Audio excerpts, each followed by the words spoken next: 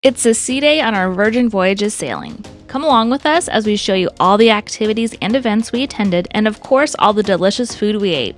Let's get started.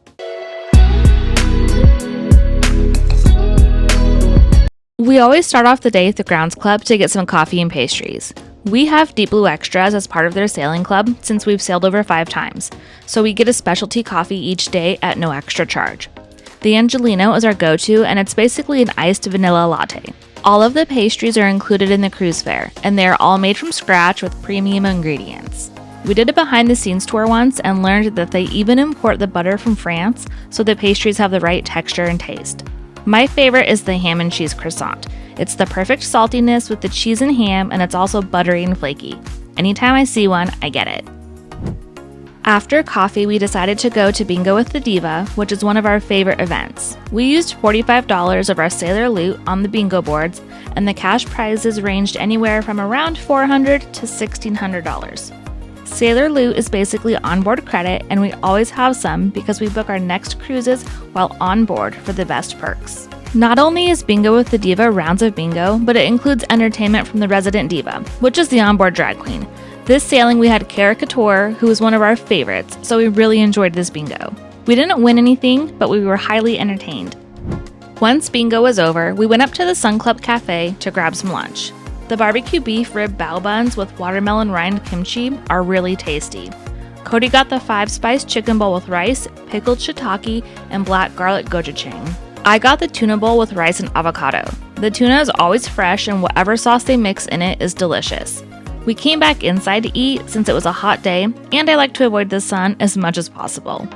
The Sun Club Cafe is one of the best spots to eat, and it's hidden up on deck 16, so it can be easy to miss. We headed to the Manor for a game of Last One Standing. It's a fun elimination-style trivia game. Each question has a color-coded answer, and you move to the color that aligns with the answer you think is correct. All wrong answers get eliminated until there's a final round and one winner. There were 3 rounds, and the winner of each round won a free drink. This was our first time doing this game, and we had a lot of fun. Next up is one of my favorite things to do on board, the Seahorse Auction. It's called Horseplay on the event schedule, and I don't think a lot of people really know what it is. I feel like it's an event that doesn't get enough attention on social media, and it's a must-do every sailing for me. There are 6 seahorses up for auction. Each seahorse has their own backstory, which is always fun to hear. The gamer and the artist from the Happenings cast are usually the ones hosting the auction and the race. Bidding starts at $50 and goes up in increments of $25. Sometimes the bidding gets intense. I've seen them go anywhere from $125 upwards of $1,200. It just depends on the energy of the crowd and how competitive they are. This is one of my favorite things to use sailor loot for because in my mind, it's free. How's that for some girl math? I didn't win a seahorse this round, but that's okay. I have 6 of them at home, so I don't really need more. If you win a seahorse, you get to paint and decorate it while enjoying some drinks. Then the winners of each seahorse will get together for the race on the next sea day, and anyone can watch. That is always fun too. We'll have footage of that in an upcoming video. After the auction, we wanted a snack before our next event. We got these Philly-style hot dogs from the Social Club. They're really good for a quick bite. I love the cheese sauce and peppers on top. We needed the snack because our next event was a master beverage class, the Path of the Negroni.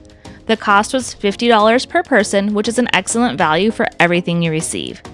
We used sailor loot for this event as well, so we didn't pay out of pocket. Events that include alcohol such as the Grog Walk, Mix It Up, Loteria, and the beverage classes are taken from your sailor loot balance if you have any available. They aren't taken from any bar tab you may have. I wanted to point that out because that's a little confusing if you're new to Virgin. This class is very informative and interesting. We had 5 different versions of Negronis, and it was neat to see how one change in ingredients could really make a difference in taste. They had meat and cheese for snacks and plenty of water as well. This is a class where you want to pace yourself. You get a lot of alcohol in a short amount of time. We then headed down to Razzle Dazzle for dinner after spending some time with friends at Richard's Rooftop for the daily happy hour. Razzle Dazzle seems to be one of the more divisive restaurants on board because people either love it or hate it, but luckily we fall into the love it category. For our starters, we ordered the King Trumpet Carpaccio with crispy leek, pickled beach mushrooms, watercress salad, and herb salsa. and the pork belly with bourbon maple glaze and kohlrabi slaw. Both of these dishes were fantastic. The mushrooms were nice and fresh with the perfect level of acidity. The pork bellies rendered beautifully, and the bourbon maple glaze is nice and tacky on the outside. The green apple in the slaw is a great complement to the smokiness of the pork. For the mains, I got the short rib pastrami with rye crisps, roasted cabbage, pickled mustard seed, and whole grain mustard sauce. It was delicious without being overly filling or heavy. We decided to share an order of the Nashville hot cauliflower with pickled vegetables and plant-based ranch. It's probably my favorite thing on the entire ship food-wise. Cody got the slow-cooked short lamb shank with glazed baby vegetables and taleggio cheese puree and a red wine sauce.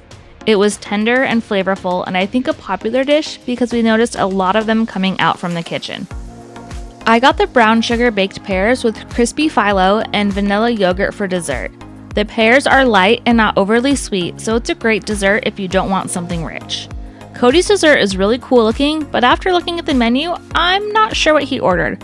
Once again, my lack of note-taking is coming back to haunt me. After dinner, we decided to go to the Stargazers event outside at the dock. It was a beautiful evening to sit outside and look at the stars. This is a really chill event and something that is perfect to do if you're wanting more relaxing and less party vibes. We were pretty tired after our action-packed day at sea, so we decided to go back to the room and watch a movie. Thanks for coming along with us, and we look forward to showing you more in our next video.